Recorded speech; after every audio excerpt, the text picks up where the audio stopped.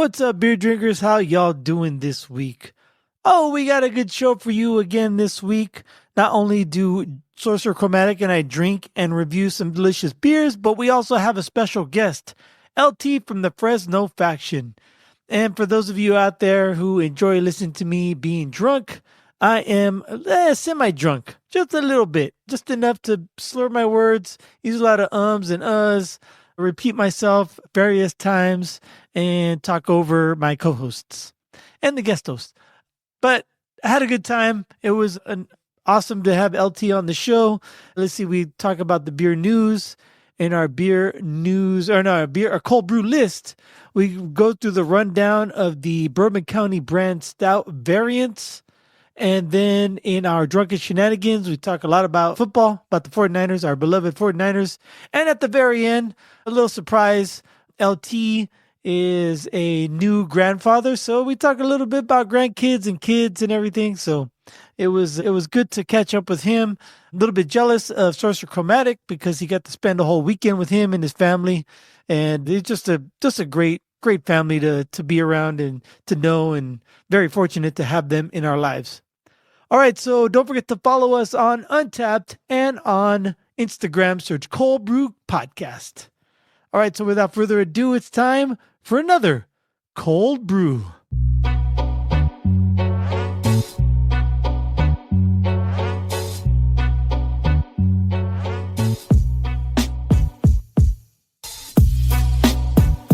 Coming at you pre-recorded from Cold Brew Studios. I am Greg.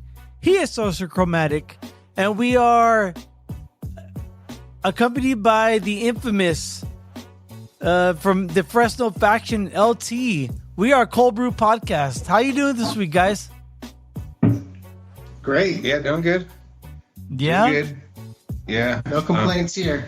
Well, season changed up here. My way, it's cold AF every day, all day. Yeah. Us. Oh, my God. Which means it tickles the 40s. Oh, you know, and as far as our listeners know, I work nights. So, like, yeah, I'm in the 40s. Like, maybe next week I might dip into the 30s. Wow. Oh, jeez. I know. Like, it's not a big deal because if you go up, like, all the way up to, like, Minnesota, they're already in the 30s. Like, that's our summer, motherfuckers. Yeah. So I can't complain too much, but anyway. All right, I'm so happy you're with us, LT, and yeah, let's talk about some beer, shall we? Sure. Absolutely. All right, so today I have from our good friends at Roses by the Stairs. Hey, LT, like I talked with the Sorcerer Chromatic before, but LT, are you a Blink-182 fan at all, or maybe not? Maybe not when they were in their heyday, but maybe you grown to appreciation for them by now? Yeah, I like Blink-182. I didn't go to any of their concerts or any of their shows, whatever, but definitely like their music. I vibe with it. I get that. Like back when they were hot, I'm like, all right, like you're on my radar, but you're not my thing. But now that we're older, I'm like, okay, they've persisted. So like I have grown accustomed to their works. Sure.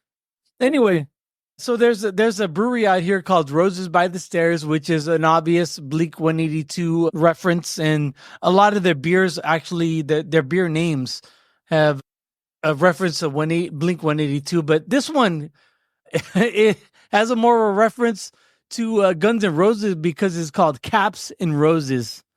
It's a double hazy IPA. It's in a collaboration with Caps and Corks, which is a tap room out here.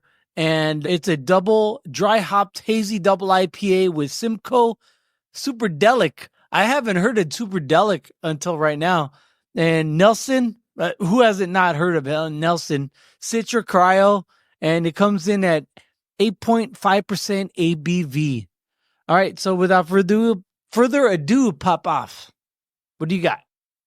All right, so we're doing a little something different. You'll see in a moment. Okay. However, from our friends over across the country in Cooperstown, New York, at Omegang Brew, we have From their OMG series, we have their Everything Naughty.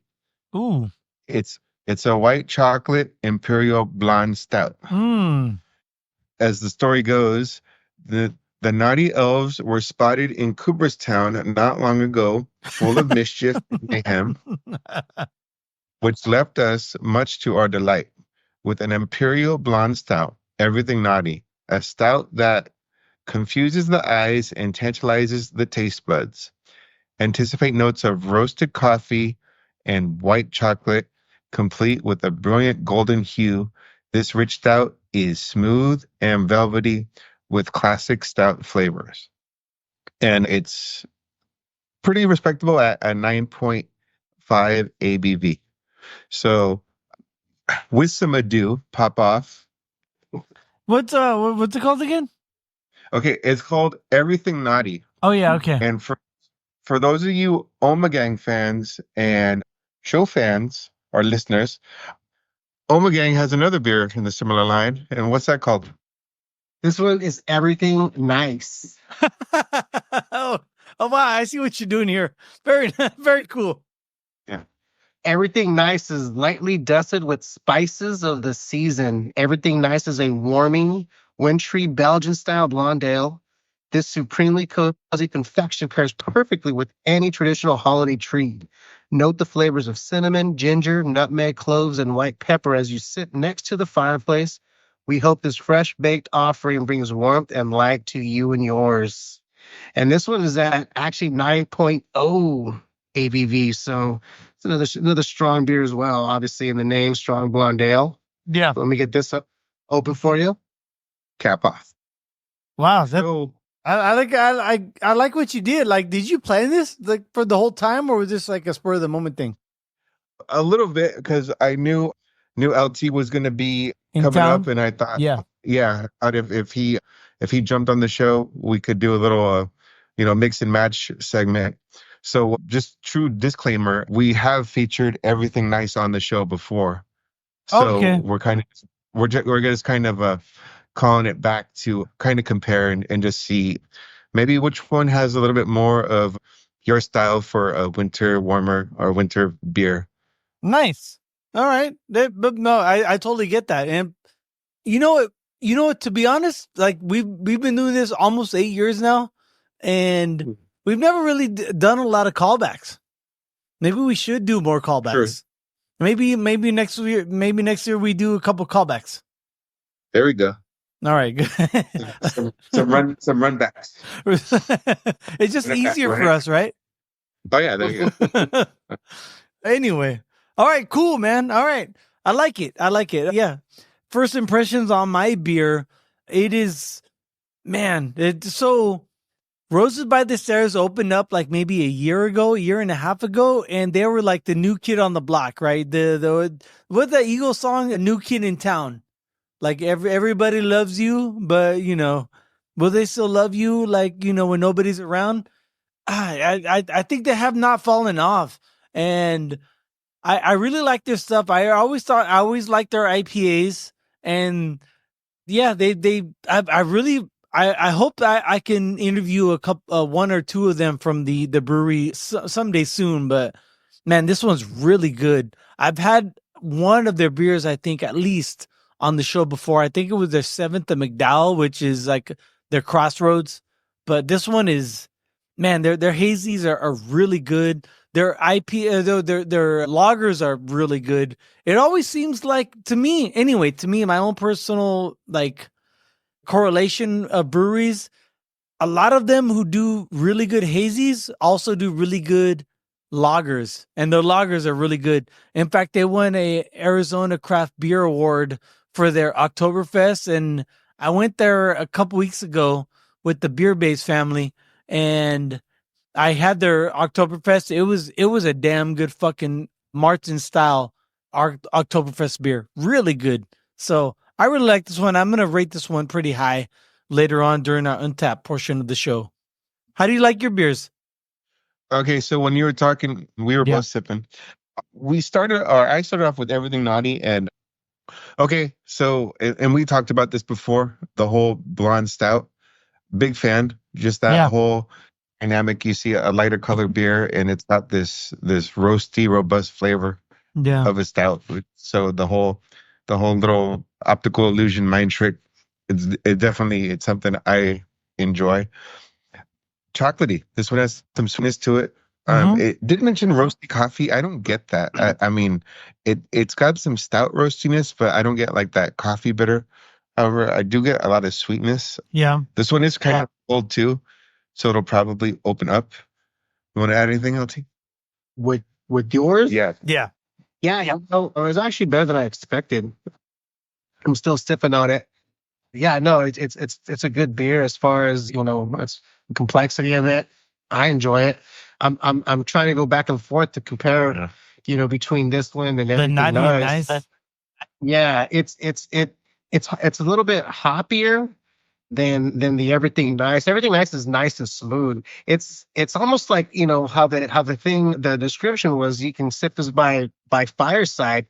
I kind of feel like I'm drinking like whiskey or something. It's not strong like that, but it's just like, it's almost like a sipper. Not that it's like it's forward or anything like that. Like it's hurting the taste buds, but it's just a nice beer. Like it, I think after it warms up a little bit as well, it just go down a little bit smoother. Nice. So it's nice and smooth then, right? Yeah, it is. It really is. Nice and smooth is funky. I can call him back to our old hip hop days. Absolutely. So, real quick, going back to switching back and forth.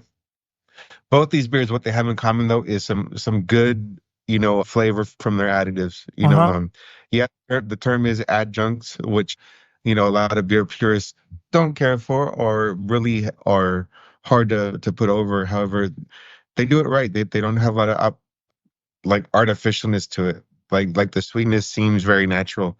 I mean, yes, you're adding a spice in a beer to give that spice note. However, I don't think it's overdone, yet still coming through very powerful. You use the term right there, beer purists, and I get it, and I understand where they're coming from, but I think their voice is too overpowering in the beer community. Because fuck it, if you like what you like. Don't let the snobs dictate what you should drink. Yeah, if anything, I think the hardest beer purists are the macro beer guys, right? Because that's their brand, and they're not going to switch from nothing. Oh, that's a good point. I was thinking more like the UK, the camera guys, like the cask ales, the real ale genre. But yeah, in our country, like the Bud Light, Coors Light, Miller Light, Natty Light, purists, yeah, or. I don't know if you call them purists, but you know what I mean. Diehards. The diehards, yes. Hardcore. Yeah, the hardcore guys, yeah. All right. Cool, man. All right. We'll rate our beers later on during our Untapped portion of the segment. Don't forget to follow us on Untapped Cold Brew Podcast, spelled the same way as on your radio dial. There you go. All right. So without further all right. Let's get to the beer news, shall we?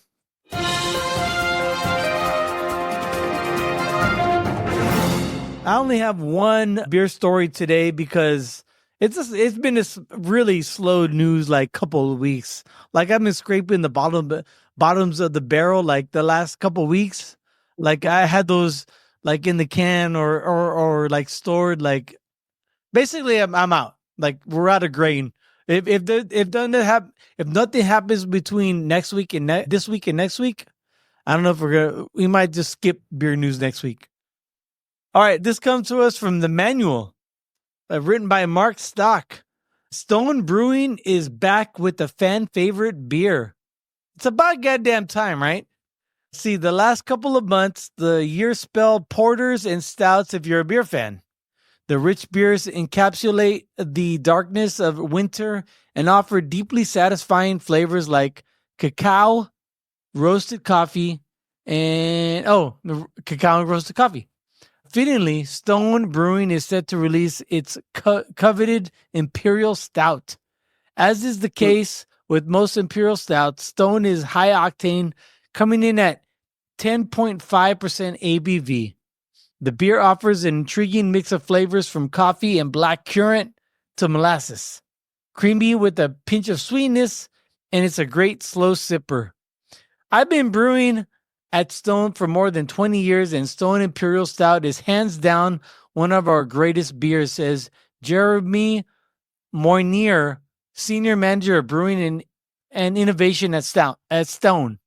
It's such a perfect balance of flavors, and I love it's super fresh, but also ages really well too.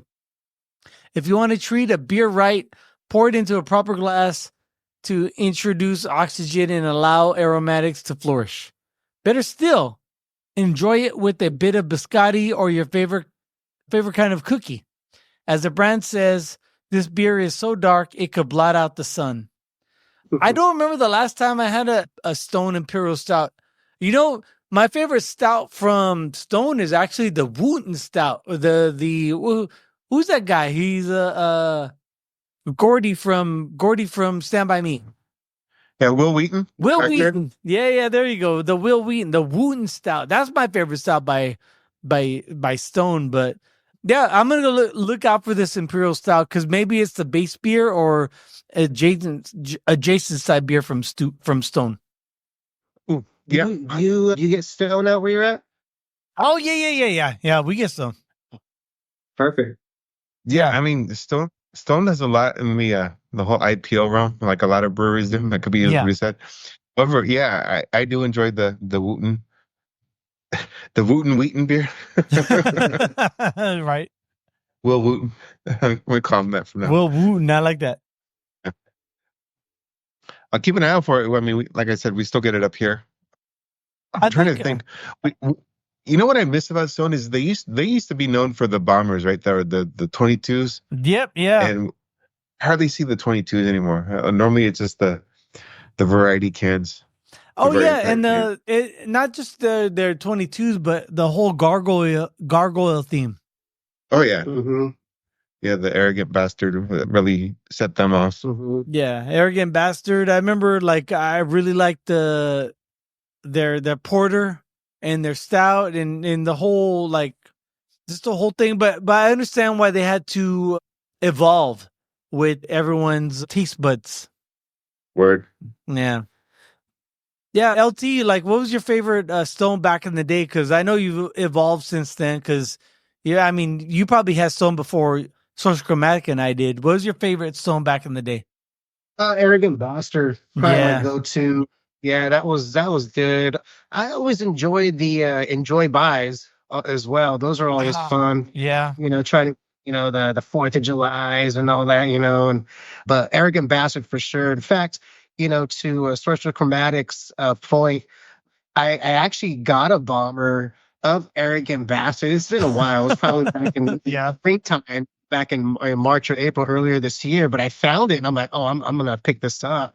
And I just thought I think at the local grocery store or whatever. But he's right. You just don't see the bombers that often anymore. And when I saw it, I got all giddy and I bought some. So I just had it. Yeah, it tasted good, just like I remember. Yeah, it's funny you mentioned that. It's a whole thing right now in the craft beer world where the vessels that they come in, the canning and all the different sizes of cans and what happened to the bombers, and it just the bombers are passé by now. They're the old school. Anyway, it is what it is. I get it. I understand the nostalgia of things, not just in the beer world, but in music and TV and movies and pop culture and all that. I get the nostalgia, but on the other hand, I don't know about you guys, but I love the new shit. I wish this shit was around when I was younger. That type of stuff. Anyway. All right, so yeah, that's all I have in the beer news. And like I said, not a lot going on in the beer news right now. Maybe next week, but right now, it's time to get to our next segment of the show. It's my favorite segment. It's time for the Cold Brew List. Dun, dun, dun, dun. Let me ask you this. Uh-huh. Are you ready for Black Friday? Fuck yeah, dude. I need a new TV for my spare room that I never go into. Awesome. You're going to be there at 3 in the morning just to get. Yes. Oh, no, why do you ask? Oh, well, Black Friday is also the day that a lot of people forget they hate Anheuser-Busch and line up for a Bourbon County brand original stout. Ooh, nice. I just bought a BCBS beer the other day over at Joy Lush Club in Phoenix. I think it was a coffee stout from 2022 or 23, I think. And I almost brought it on the show. I have it in my fridge right now. I might bring it next week. Who as that is? Yeah. Well, everyone knows the deal with Bourbon County brand stout, but the real question is, what are the variants? Oh, what are they up to this year? Oh, yeah. Every year it's similar, but not the same. Yes.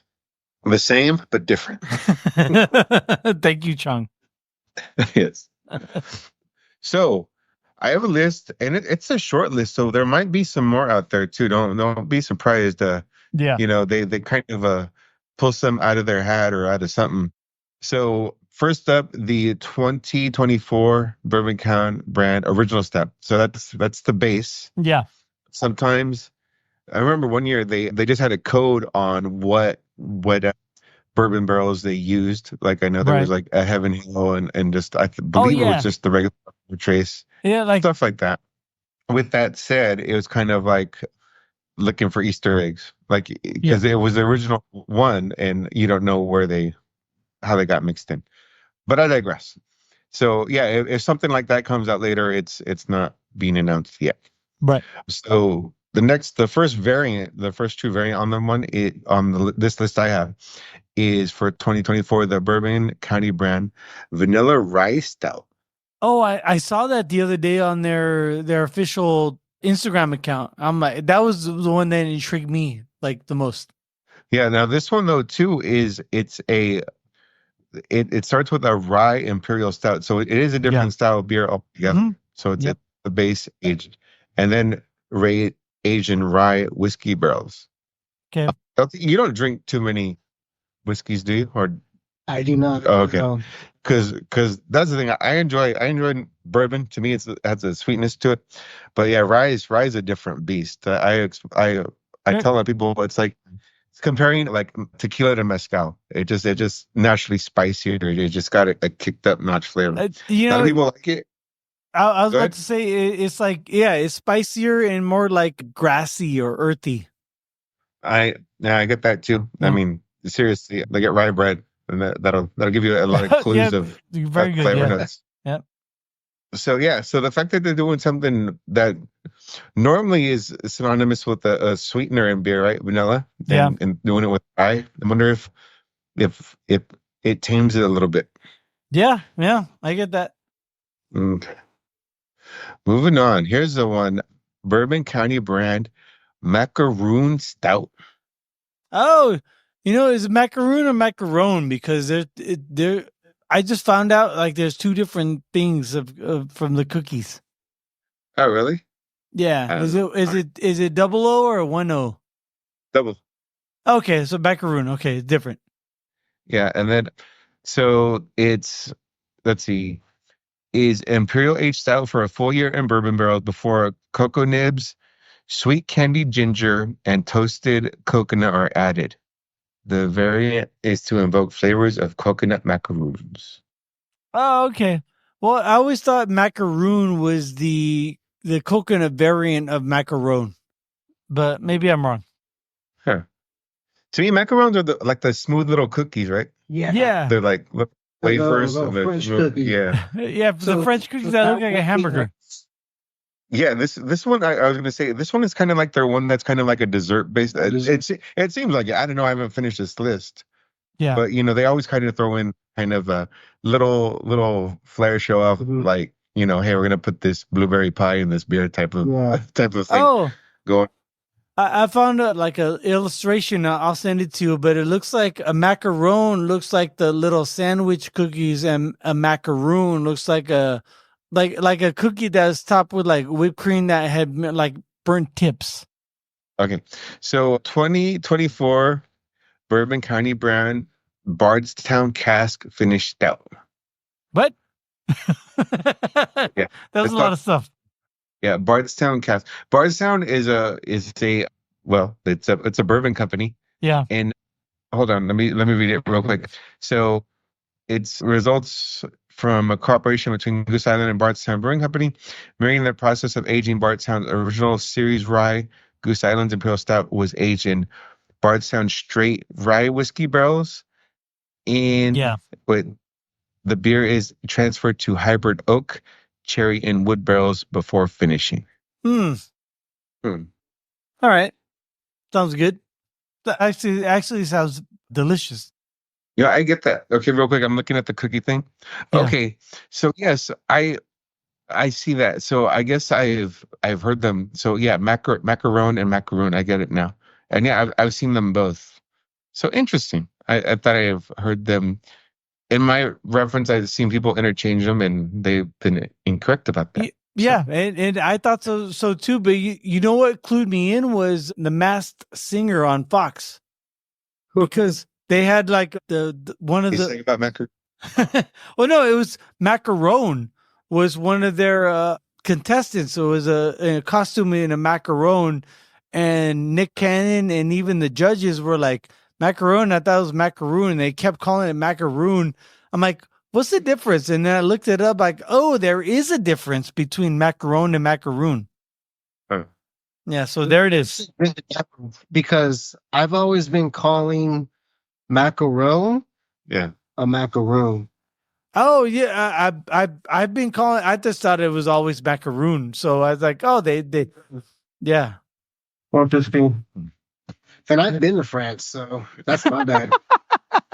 He had both macaroon and macaron.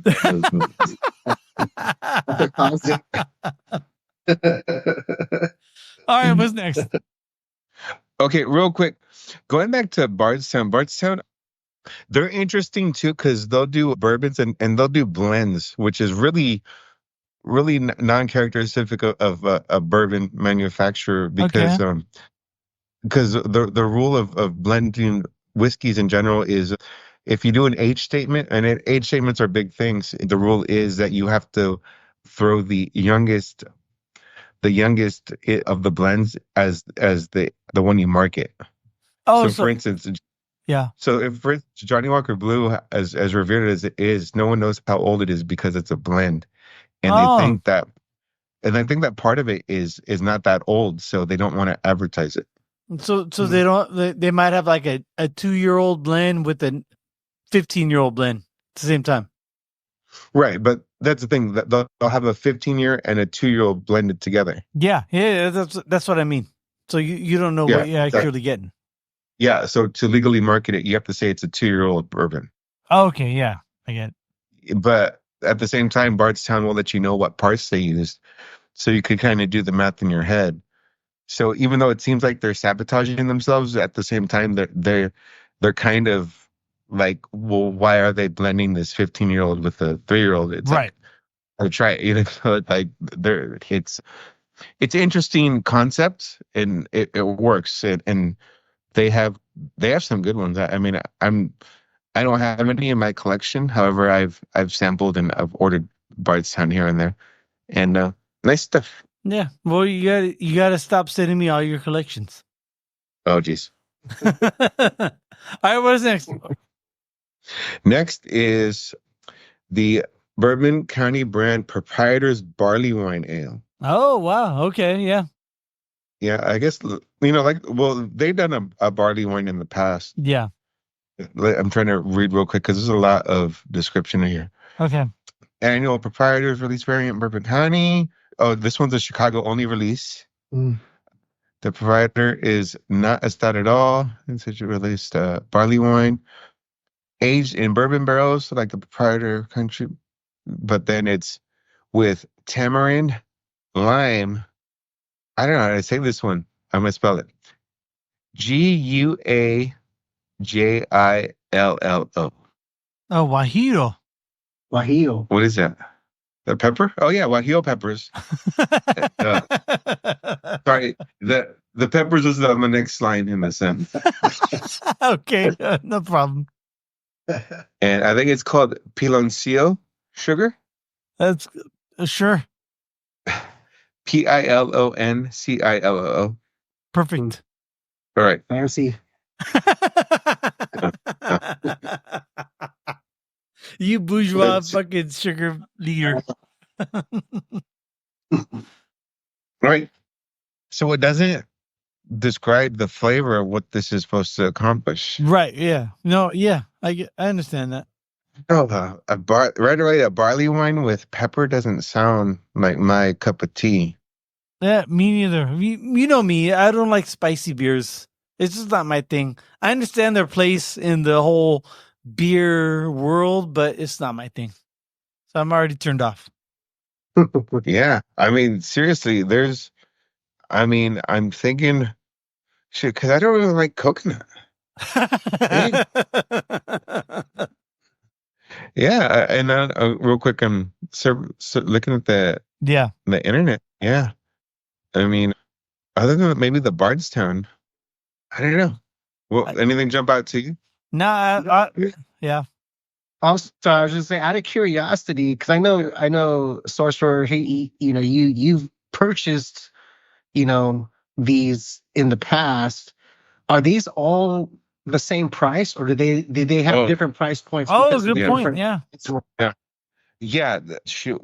I think the last 2 years it's kind of been the regular is one, which I think I want to say it was like $16.99, and the other ones are like $19.99, and then there's one that's $24.99, stuff like that. Okay, So okay. So they are it just different jump price around. points. Okay. Yeah.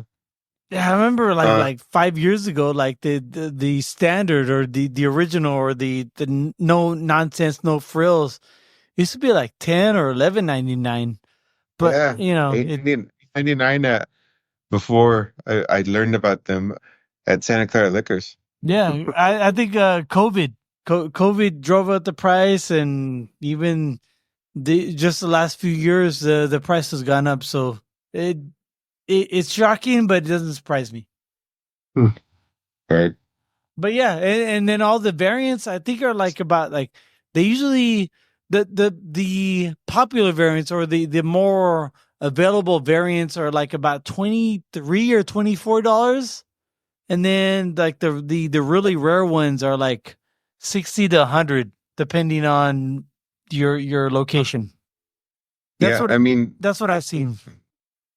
yeah, I remember a few years ago they had like a Blanton's one that was going for crazy money in the secondary market. Oh yeah. I remember that. Yeah, everyone loved those little horsies on the whiskey bottle. Yeah. All right, awesome. All right, how y'all guys' beers treating you? Pretty good. Almost gone. Yeah, a naughty I and have, nice. Yeah, everything nice is what I'm left with. I'm still sipping on this one. This one's really good. It's opened up. Yeah. It's not as cold as it was, so it's kind of opened up a little bit. Yeah. But it's definitely like, yeah, you sipping this, you definitely want to be sitting by a fire. I don't know, it just has that whole vibe to it. So, All right, I'm enjoying. we're gonna pause the show so you and Sorcerer Chromatic could go outside by the fire pit. Cue up the s'mores. Yeah. No, yeah. Don't tell the kids you're going outside to drink and eat sweets. All right, so we're gonna rate our beers right now on Untappd. So if you have Untappd, search Cold Brew Podcast if you haven't yet, and friend us, and we'll friend you back. All right, I'm going to do you guys' beers first. Everything naughty, because it goes. The whole thing is naughty and nice, right? Not nice and naughty. So we're gonna do naughty first and nice second. So Chromatic, what would you like to rate everything a naughty? Everything naughty. I gotta give this one a 4. I'm really digging the way that they're doing the blonde stout, because again I'm looking at a blonde stout that's switched up a little bit. The white chocolate, that sweetness does it for me. It's yeah, it opened up. It's got some roastiness. It's not crazy roasty. It works good. The optical illusion is there because you're getting that stout bold flavor on a beer that's a lot lighter color than it should taste like. Yeah. All right, cool. So everything naughty, give me a 4.0. What you said? Yeah. Yes, I did. Overall rating right now 3.8, and one of our friends has rated it at 3.80. John W. gave it a 3.80. Chocolate. Showing off. Showing off Chocolate. the zero Yeah. Yep. ratings. Yeah, with the friends of. You really are offended? No. Maybe he got inspiration. Followers. Maybe he got inspiration from us following it last year, because this was in January of 2024, earlier this year. Now he can't back out. Everything naughty he said some white chocolate and a little coffee, another white stout that seems off, something weird and marshmallowy / musty taste. Musty. All right, so check in and it's 4.0. And what notes would you like to leave? These. Yeah. Definitely sweet. Okay. Yeah, sweet, roasty, Mm-hmm. and complex. Roasty. And how do you spell that? Complex. Check, save, and check in. All right, Sorcerer Chromatic, you had, was it nice? I had nice. So what would you like to rate this beer at? Well, I was going to give it a 3.75, and I'll still give it a 3.75, but I just wanted to see what you guys had checked into it back in January of 2022. And originally you guys gave it a 4. So there's no way to average it out. So I'm going to go 3.75 this time around. It was spicy, like, a good spicy, not like, too strong. So I give it a little bit of a spice taste to it. Malty, you can kind of taste the caramel in it. And I mean, it's not too hoppy, but you can kind of taste, some of the hops in it. But I guess if I was going to say spicy, malty, and a tad bit hoppy. All right, spicy, malty, and hoppy, which is really weird for that style of beer to be hoppy. But I don't dispute it though, because you drank it. I haven't. Mm-hmm. All right, so save and check in. Very nice. All right, so I have from Roses by the Stairs. She left me roses by the stairs. Surprised you let me know she cares. Caps and Roses. It's funny because it's a collaboration with Caps and Corks, and the label looks like Guns N' Roses, like it has a circle, the yellow circle around it with the rose in the middle. I like it. I love hazy IPAs, and this is one in the upper echelon of hazy IPA, so I'll be at a 4.5. Roses by the Stairs, Caps and Roses. One of our friends have rated it right now at a 4.5. And she didn't leave it was Ali C. She didn't leave a comment on it. What did I say? 4.25? 4.3? I forget. You said 4.5. Oh, okay. All right. So I'm right there. Overall rating of 4.28, 4.5. Man, this one's really good. I like I get some stone fruit in it. I also get some floral citrus type flavors. So I'm going to say it is stony and fruity. And save and check in. Awesome. All right. Moving right along. I know, LT, you are there because two reasons. I know my niece and Sorcerer Chromatic's daughter, her birthday was today, but there's also a game tomorrow. How you feeling about Sorcerer Chromatic and I have talked about the 49ers a few times. How you feeling about the 49ers this year, this season? Hey, wait. Could I add something real quick? Yeah. Don't forget, the daughter whose birthday is in question also is his goddaughter as well. Oh, okay. Yeah. All right. So, all right. Fast forward. How you feeling about the game tomorrow, or about the season in total? Because we're halfway through. I be what? Oh, Be real, son. Be real. Yeah, be real. Don't fucking hold back. Yeah. Keep it up. Man, I hate to say it, but I think our window closed. I We're kind of agree. this year, with the NFC West isn't that strong. So, Yeah. I mean, will we make the playoffs? Probably. I think we'll have to win the division. I don't think NFC West is strong enough to have a wild card team come out of it. Yeah, two. Can we win the division? Yeah, sure. We can win the division. I think, between, us here in our group chat and stuff, I kind of made it known that I'm just not a Shanahan fan anymore. I just don't think he has that killer instinct. I think he's too conservative. I think he needs to, be a little bit more aggressive with this play calling. And, I see these other teams that are up by 14 still throwing bombs. And I'm like, why can't we do that? Why does Shanahan settle for field goals and, down to the end of the game? Is Shannon calling the plays though? As far as you know? As far as I know, yeah, he still tells the He play. doesn't have enough Okay. OC, Yeah. So again, I mean, if we go to the playoffs, I hope we go to the playoffs. I don't know how we're gonna do. There's some tough teams out there with the Lions, and Philly seems like they're looking pretty good. They might be back, but I think if we can get everyone healthy and stay healthy, we can make a decent run. But I think our days of hosting, playoff games, we'll probably have to be on the road. We might host one game if we win the division. Then if we win that, we'll be on the road. But, I just, I don't know. I hope we can pull it out, but it's just been disappointing to get so freaking close and then just lose it at the end. Yeah.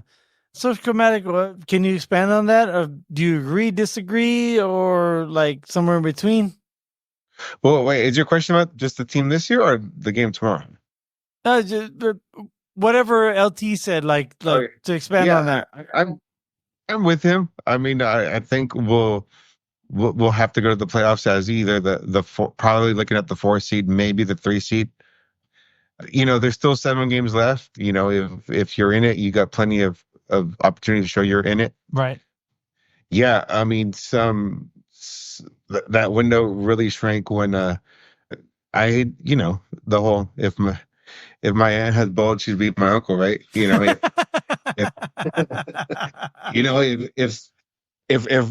what's his name, Bell, whatever his first name is, if Bell caught Ronnie, if he caught that pass against the Rams, we would have killed the clock and won that game. And if Mason didn't fumble, we'd win that game against Arizona. I mean, we were up 2 scores against Arizona, and they come back and beat us. That's right. Yeah. And sometimes you look at the defense. At that point, you would think if CMC was there, even if we were in the same position, maybe it wouldn't have happened. Possibly. Yeah. Like I said, you never know. If it's hard to say. Yeah, like our window's tight. I'm not counting us out for the playoffs, but yeah, a deep playoff run doesn't seem that way. However, a lot of young talent is looking promising too. So we get the squad together to fix those rights and wrongs. I mean, not giving up on this season yet. However, I almost want to compare us to like the Broncos when they got Manning, right? Yeah. They went to the Super Bowl and they got the break speed off of them, but then they came back 3 seasons later, kind of rebuilt more of a defensive style and got it done. So things can change. I definitely see that we aren't scraping by bottom dwellers anymore. However, when you get to the top, it's the standard's so high. Yeah, it's easy to get frustrated and just question why is it that next step being taken again, like being more aggressive again. Foot on the throat and twist. Don't just keep your place. That's a good point because I'm saying the 49ers brought back a lot of the same players that we had last year when we went to the Super Bowl. So why aren't we not undefeated like the Chiefs, but like at least in contention or like in the top 5 teams, like the that you don't want to face this year. I get that. So I get that too, and a lot of the teams ahead of us, though, too, they're kind of coming back to the pack. I mean, I'm not saying that Washington was better than us, but Washington suddenly looks very beatable now. You know, you take away a Hail Mary, and they're actually what not too better than average. Mhm. You know, yeah, I believe the Vikings fell off a little bit too. even before the Hail Mary game, there was like week 3 or 4 when they faced the Giants, and the Giants didn't have a field goal kicker, and that's why the Giants lost the game. So they could very well be like 3 wins below what they have right now. Exactly. But yeah, Jaden Dennis looks great. I think I totally agree with both of what you guys said. I would like our team to be a little bit better in the standings right now, but I like the fact that CMC came back. They re-signed Lenore, right? For they extended. extended his contract for like 5 years, and he's so fucking good. Maybe it'll give him like a not an incentive, but like a boost, like a morale boost. Then man, fucking Warner, and as long as that guy is on the field, like I feel like our defense has a chance to stop the other defense. Yeah, I think we'll get to the playoffs. I don't know how far deep we'll get into the postseason though, because man, there's so many NFC teams that the Lions come to mind, and also even the Packers are fucking good all of a sudden, and the Eagles are like making a run for it. Man, halfway through, a little more than halfway through the season, I want to be confident, or at least seem to be. I don't know. I just feel like we do have a chance still. Our team still has a chance. It's not out of the question that we can make it deep into the playoffs, but man, with all the injuries that go on from week to week, it's hard to be 100% secure that we're going to get there next year or this year. Mm-hmm. Anyway, next, so this week, against the Seahawks, Shehags, or whatever we want to call them. Yes, no, like, are you like, what's your confidence level from 0 to 100? Both of you guys. 0 to 100. I'd say like 80, 85. Okay, pretty good. I don't know how much you follow stuff, but the starting center for the Seattle Seahawks retired on Thursday. I saw that. Yeah, that's something that doesn't happen. It's unexpected. If you really know the game, the nuts and bolts in the trenches, a lot goes through the center. I'm not saying that their backup doesn't know the game. I'm just saying that continuity of the O-line really depends on the center. So it's like the battery of football, right? Because like in baseball, it's pitcher catcher, and in football, it's center quarterback. Mm-hmm. Right. No, again, I mean, a lot of teams lose people, players due to injury, but homie Shea retired in the middle of the season. That's a little bit of a, hey, let us put you on IR and just write it out. You know what I mean? 27-year-old, not like a 38 or 39-year-old. Wow, I didn't realize his age too. Yeah, he's 27. Yeah. Yeah.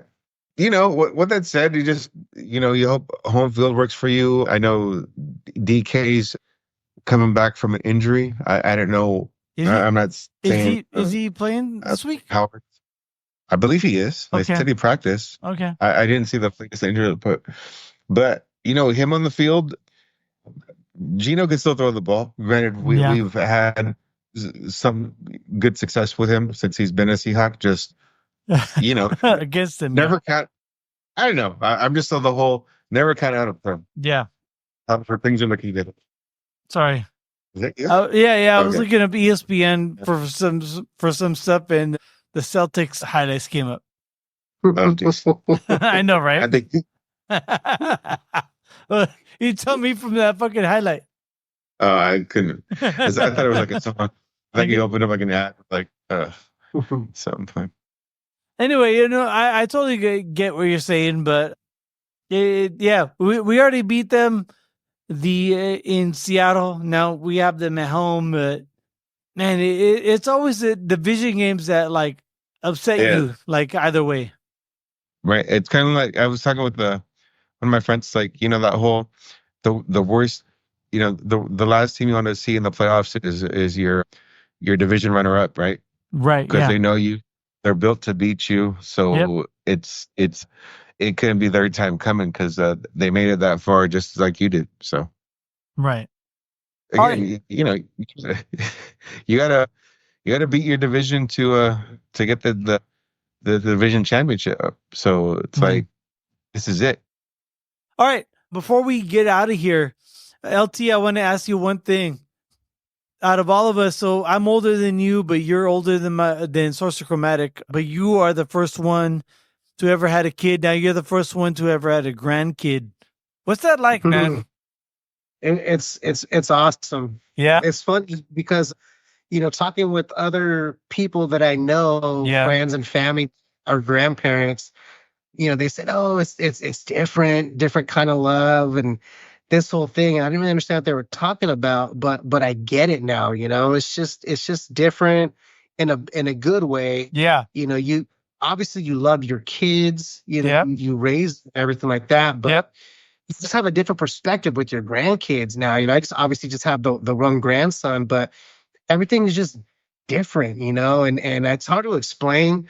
Obviously, you guys will get there at some point, but it's great, man. I watching my daughter as a mother, I'm in awe. She's phenomenal. Yeah. Well, I mean, your wife is so fucking good and so fucking cool. Like it didn't surprise me at all. Yeah.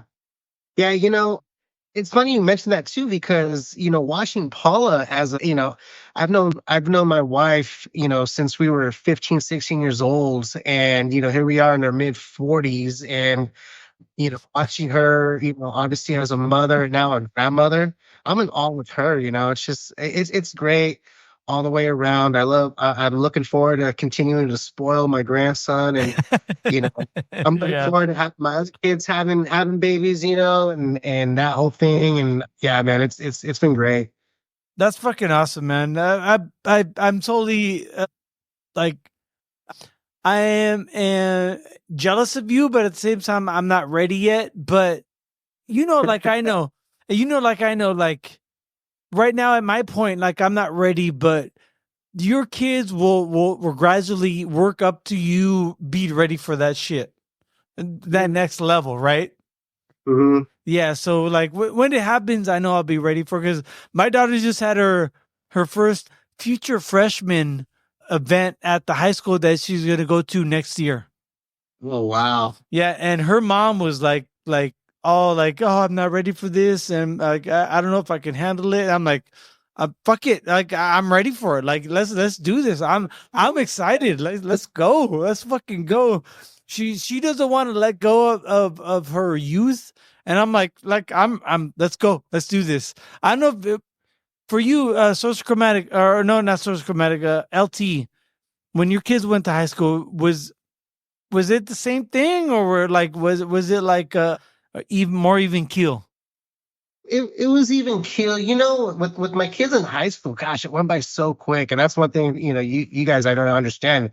It goes by super quick, but yeah, when you're in the moment, it's like, when is this going to be over? It's like you got the dances, you got the boyfriend, girlfriends, you got, staying on top of them with their schoolwork and all that. Yeah. It becomes overwhelming because my kids are 2 years apart. So I always had two in high school at the same time.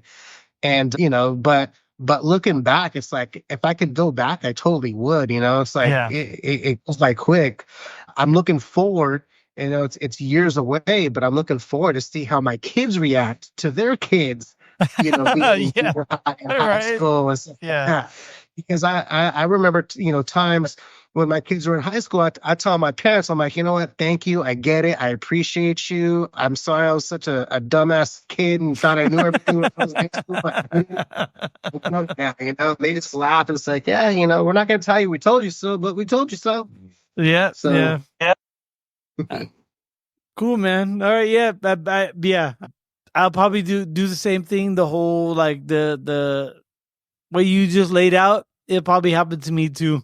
It'll probably be too quick. Yeah. Yeah. So Sorcerer Chromatic, just take notes. And all of you out there who have already kids, you know what we're talking about.